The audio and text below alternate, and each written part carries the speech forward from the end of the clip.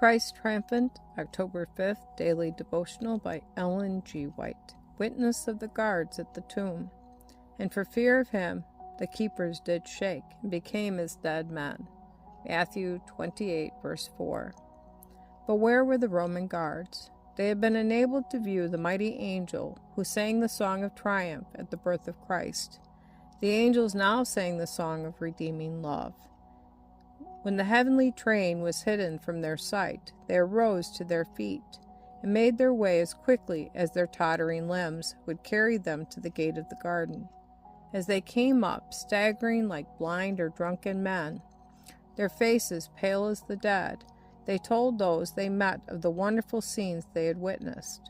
Messengers preceded them quickly to the chief priests and rulers, declaring as best they could the incidences that had taken place.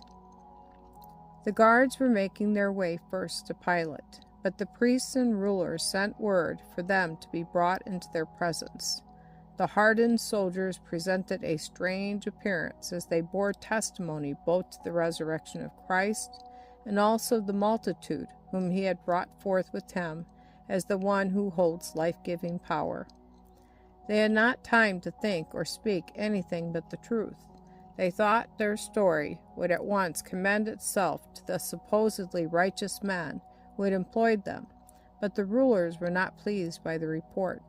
The soldiers were bribed to report a falsehood, and the priests guaranteed that if the matter came to Pilate's ears, as it most assuredly would, they would be responsible for the actions of the soldiers. They bribed Pilate to silence. They did more. By special messengers, they sent the report that they had prepared to every part of the country. Many had believed on Jesus as they saw the terrible sights that took place.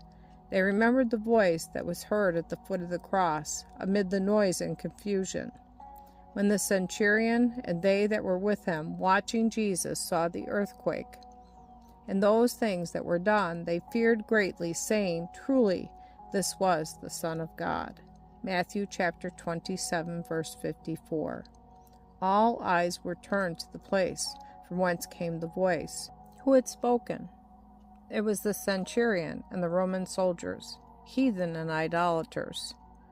What so enlightened and convinced these men that they could not refrain from confessing their faith in Jesus? It was the sermon that was given in every action of Christ and in his silence under cruel abuse.